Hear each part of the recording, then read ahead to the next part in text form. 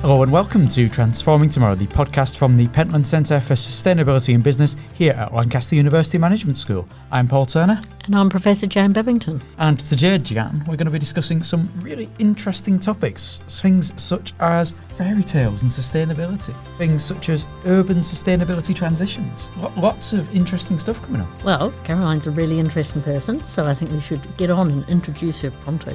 Yes, because we are joined to discuss all these topics, and I'm sure no doubt many more, with Dr. Carolynne Lord, a Senior Research Associate here in the Pentland Centre.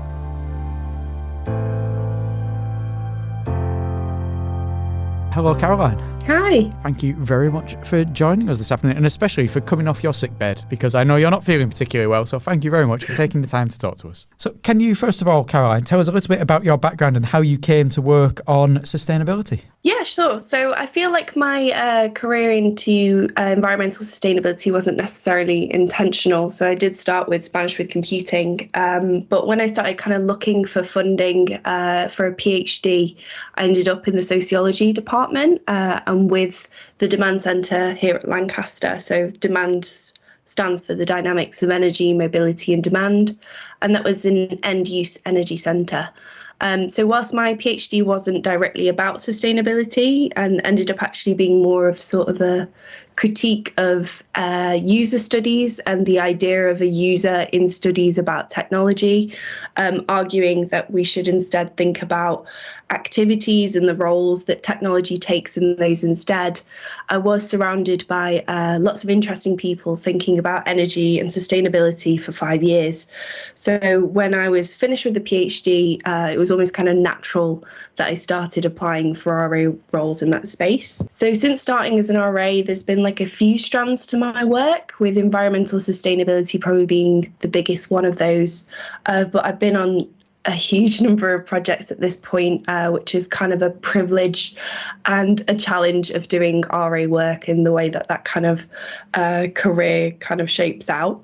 So some of these projects have been about social sustainability. So, for instance, I've worked on projects about the fairness of the gig economy and the algorithms that shape that kind of work, as well as rural broadband development projects and how rural and remote communities access funding to literally dig up their own fields and lay down the cables to make their own broadband networks.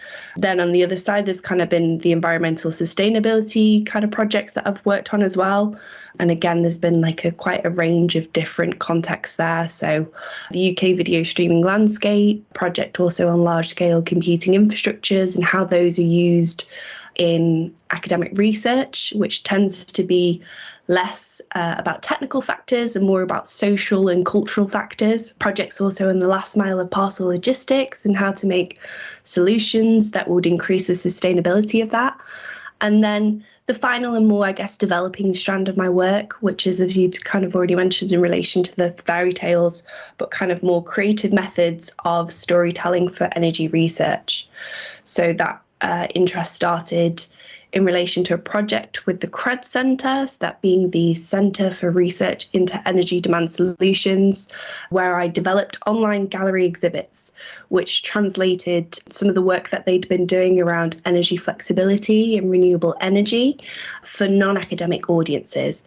So I had a really fun 2 years making exhibits like photo essays and online videos and trying to translate that work and make it kind of more digestible for broader audiences and moving that outside academic spaces. That's a fantastic array of really interesting things. But from computing through to sociology, broadly social science, what are the common themes that have emerged out of that work that really make you, shape how you think about sustainable development and also maybe sustainability in business? Yeah, it's really difficult, I guess, to answer that question in the sense of like a commonality. I think there's something really context specific about the different problems of each context that you're looking at and of each of the projects, you know, from the framing through to the different issues that have emerged out of these. But I guess actually what has been the huge shaping factor of it all has been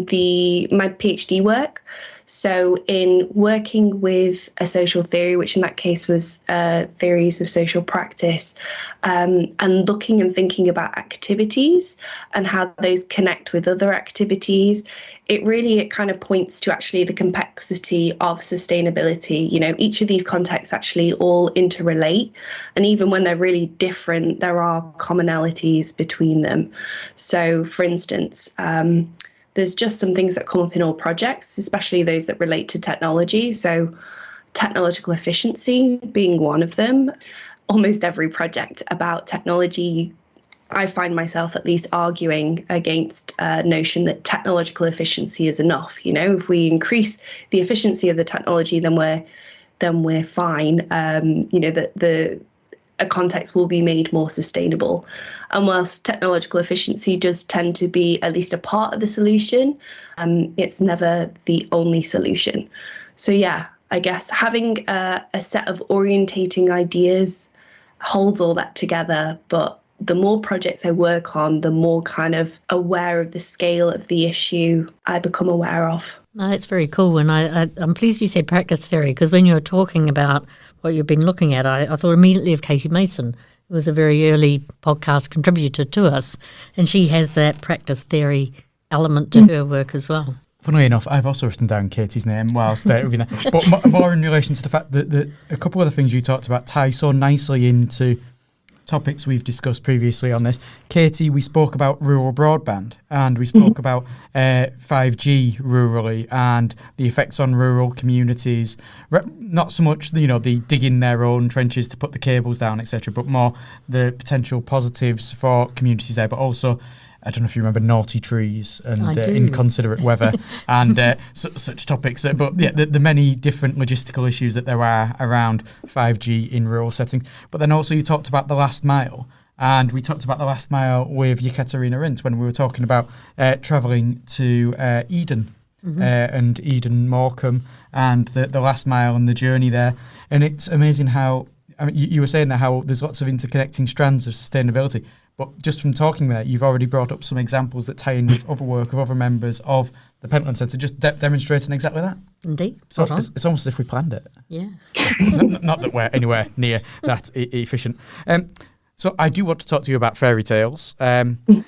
Your recent work that you did about thinking about how sustainability themes can find resonance in fairy tales. So can you tell us a little bit about that work and what it entailed? Yeah, sure. So not so recently, I guess now, but in the last year or so, published a paper with colleagues. So that would be Catherine Ellsworth-Krebs from the University of Strathclyde and Torrick Holmes from the University of Manchester on, as you've said, the topic of sustainability themes and kind of translated these in relation to fairy tale characters.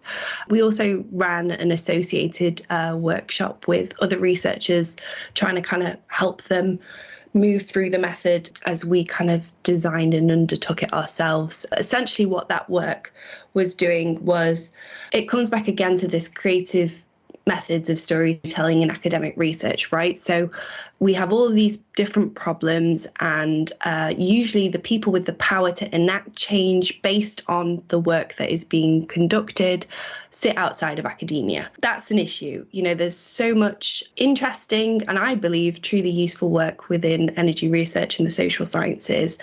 And when you look at different policy solutions to different problems, it appears as though that work isn't resonating, reaching, or changing the work of policymakers. So based on some conversations that we'd had as a three and some initial ideas from Torrick, I wouldn't want to take the credit because the idea initially was his. We sat down and basically came up with a couple of ideas of characters in relation to some of the empirical cases that we were interested in. So the three examples that we took on in the paper were renewable energy as mermaids, plastics as witches, and cars as vampires. I'm going to focus here kind of on my favourite one, which was the renewable energy as mermaids. But what we did to put together that case was that we read the academic literature, and specifically the social science and energy literature in relation to renewable energy and some of the policy responses that have emerged in the UK, as well as different representations of mermaids. So we read a whole bunch of interesting books around these characters, which was a really enjoyable week. And we read these alongside each other and basically pulled out repeating characteristics from this kind of folklore literature, as well as the repeating characteristics of the energy research and social science literature around renewable energy, and came up with a translation basically of this work, arguing that renewable energy was distractingly alluring to UK policymakers and was leading them towards the rocks by distracting them from other routes towards net zero, for instance, like demand reduction. So in our translation, we suggested that we understood completely why renewable energy is so attractive to policymakers. So it's relatively cheap. It increases energy security. And when you focus on it, the focus suggests that the organisation of everyday life and the levels of energy demand that come with it isn't actually the problem. So it's simply the technologies that are being used to generate our supplies. And that's a really comforting thought, really, isn't it? That if we just change the technology, the issues around electricity generation in the UK and the sustainability of that will be resolved. However, we also argued that this was dangerous.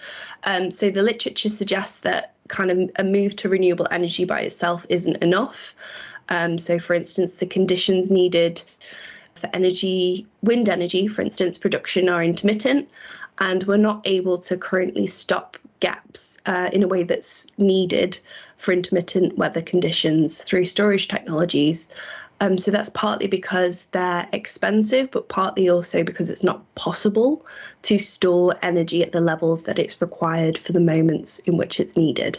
That problem is only going to become more of a challenge because weather conditions are supposed to get more variable. Now, at the same time, we did argue that renewables do have a role. So we weren't suggesting that renewable energy was bad, not at all. And they can actually be used to accompany us across the seas towards net zero. So in the same way that mermaids were used as figureheads on 16th century sea vessels, as they were understood as figures to appease the sea, there are clearly roles and ways for renewable energy to accompany us on the journey towards net zero as well. The point of the translation, however, is to say that we need to think of other strategies, that go alongside renewables, like demand reduction. So how do we get a handle on the peaks and smoothen these out? And how do we reduce overall levels of demand alongside moving towards renewable energy? As I kind of implied in my explanation of kind of some of the projects that I've been on, the solutions will be different for different contexts. If we take one particular context, for instance, business demand, so in offices, we might think of ways that we could reduce data demand, or we could get a handle on the energy demand that's associated with heating and cooling. The point is that whilst there are clearly roles for renewable energy, for instance, in keeping remaining fossil fuels in the ground, the literature is currently suggesting that the demand policy measures are currently far lower than what's required. So I think it's something like an expected 5% reduction by 2050 is where we're kind of heading if we carry on along the route that we have in UK policy. We need to broaden the focus from renewables alone and think of these other routes. That's including, but not exclusive to, demand reduction. What's really getting my attention there, Jan, is how much this echoes with what we spoke about a couple of weeks ago with Georgiana Allison about here at Lancaster University, the wind turbine, the solar plant, and how they are double-edged swords. They can be absolutely brilliant for solving certain issues, but it can drive focus onto one particular area. It might be seen as like the sexy area of sustainability is having that kind of thing, and it's really echoing that kind of message, isn't it? Which I guess demonstrates exactly what you're saying there, and the need to make sure that people aren't being pushed in one direction rather than going and looking at the bigger picture. And my eye was caught by her metaphor of the cake and the icing, not surprisingly.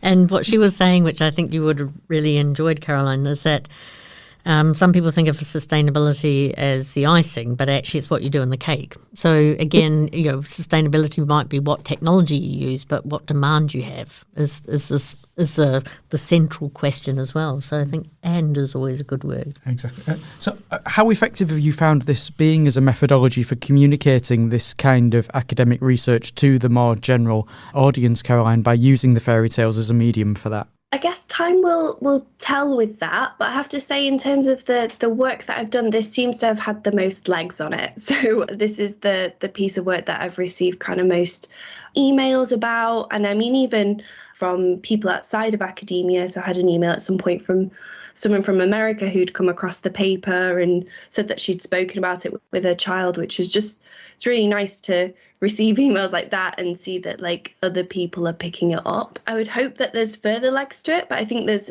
the next step with that would be moving it from a journal article, right, and taking it to someone. So at the minute, just because of the way that academic work works, when you write a paper, or when you do a piece of work, you put it into a journal article or into a conference proceeding.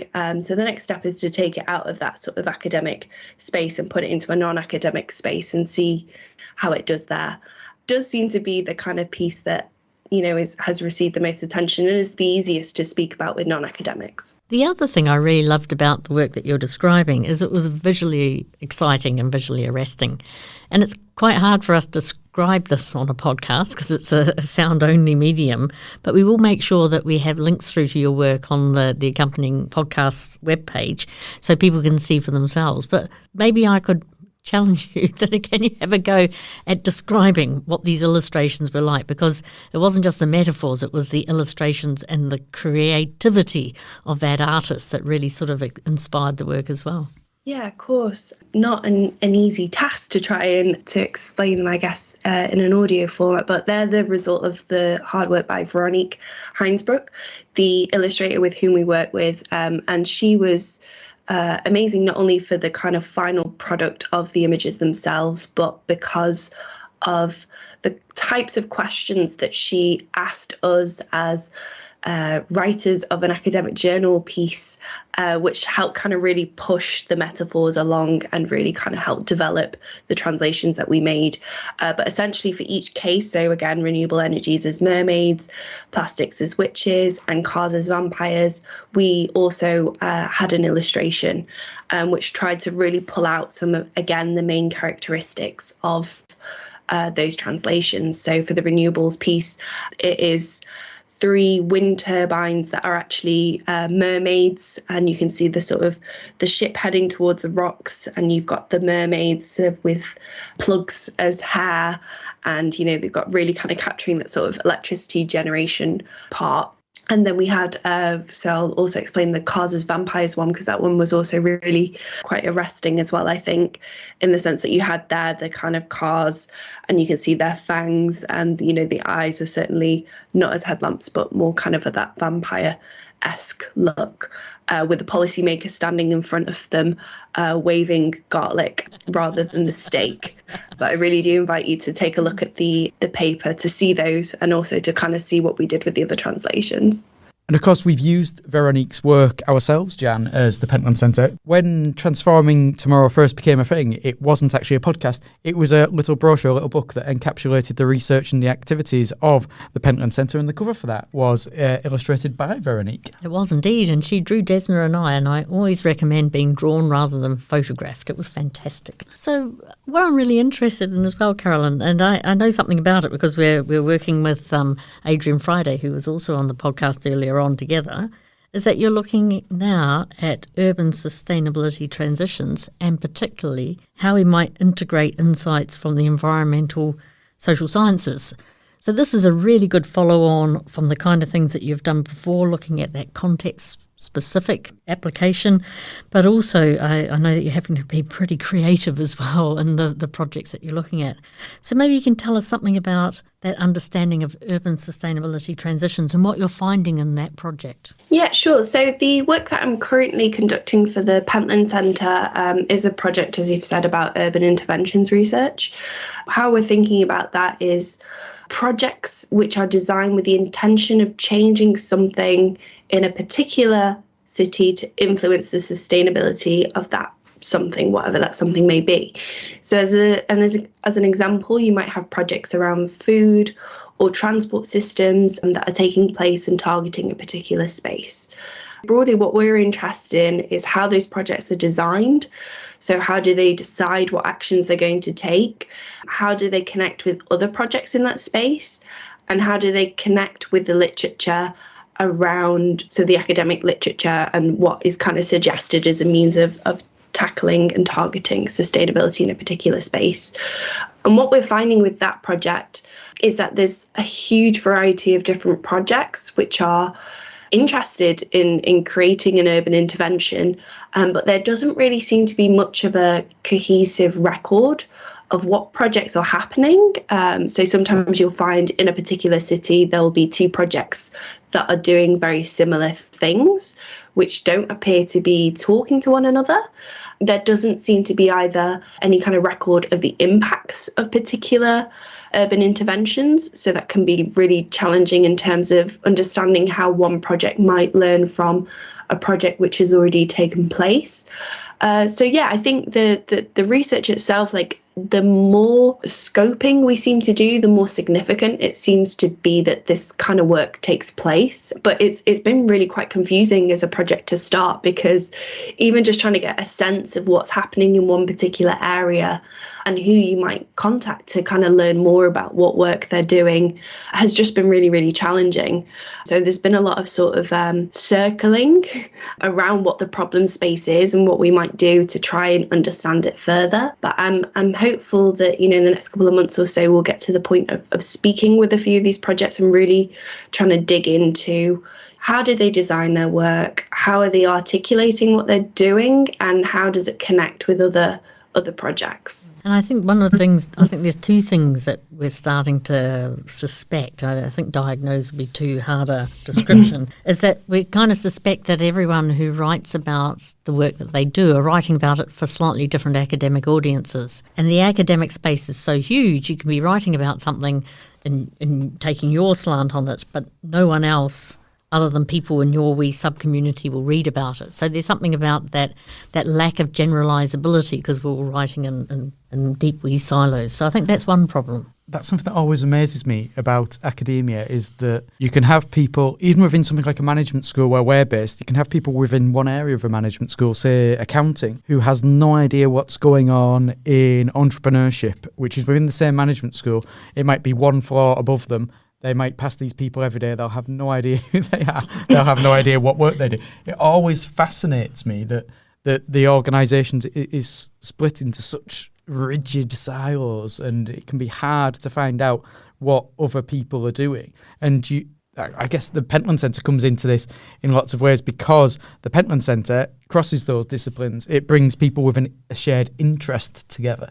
We've got people from law, we've got people from computing, we've got people from all across the management school, the environment centre. Would they have ever come together without the shared hub of the Pentland Centre to discover the fact that they've got people working on similar projects? Exactly, and the topic they're working on might be the same thing. So if we go back to the very smart earlier example you talked about, it might be about demand management for electricity, but you might look at that from 6 or 7 different perspectives, but those perspectives don't naturally talk to each other. So when they do get the chance to chat to each other, I think it creates really synergistic insights about the whole system rather than just the bit that any one expert knows about.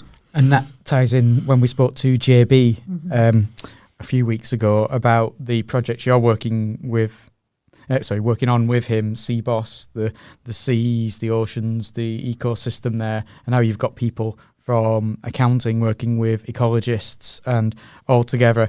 Projects like that sound also essential. And it sounds, Carolynne, it'd be nice if there were more projects like that when it came to urban sustainability, if you had all the people from all the different areas working together rather than working individually off in different directions. Most definitely. And I would imagine that there is some kind of centre or collection of people thinking about this, but there's in order to find that, like, I've found so far a lot of this project has involved me putting particular things into Google, or it might even be looking at different papers and just trying to capture sight of something that I feel is probably happening, but is really hard to find. And why that's important is, I guess, if you've got people like urban policymakers trying to make decisions, like how are they supposed to find, within the context of, all the time pressures of all the different things that they're doing, some guidance or some way to link with academic work in this space. I have the privilege of, a full working day to try and find these things. And even then it can be really difficult to try and find it. They don't have a full working day to do so. So we need some way to kind of increase those connections and to try and make that easier so that academic work can have a sort of easier role within these broader efforts that are going on in urban spaces to try and make cities more sustainable. The other people we think might be interested in this work are the funders, because they sort of fund episodes, they fund projects, and it's quite hard. Well, there's not much money around to fund processes that reintegrate and re-explore things that have already been found, because that's not really seen as being new and exciting. So we think there might be a really nice conversation to be had about the value for money that you might get if you take these research episodes and actually tie them together in a more complete way. But that's ahead of us. That's a 2024 ambition at the moment. We are only at the start of the year, so there's another 10 months, 11 months for you to solve all of these problems and get it all wrapped up with a nice little bow. Speaking of, let's wrap this episode up with a nice little bow. Thank you very much, Carolynne, for speaking to us about all of this. It's been a really interesting conversation. It's been great to have you on the podcast. Thank you so much for having me. I really hope your cold recedes into the distance very quick. Me too. So, next time, Jan, we'll be joined by Dr. Lucy Wishart from the University of St Andrews, not speaking to us about golf, which is what immediately comes to my mind when I think of St Andrews, but rather speaking to us about things such as circular economy, waste and policy. More policy discussion fits in nicely there, because obviously she's done work with people such as the government up in Scotland and such. Until then, I'm Paul Turner. And I'm Professor Jan Babington.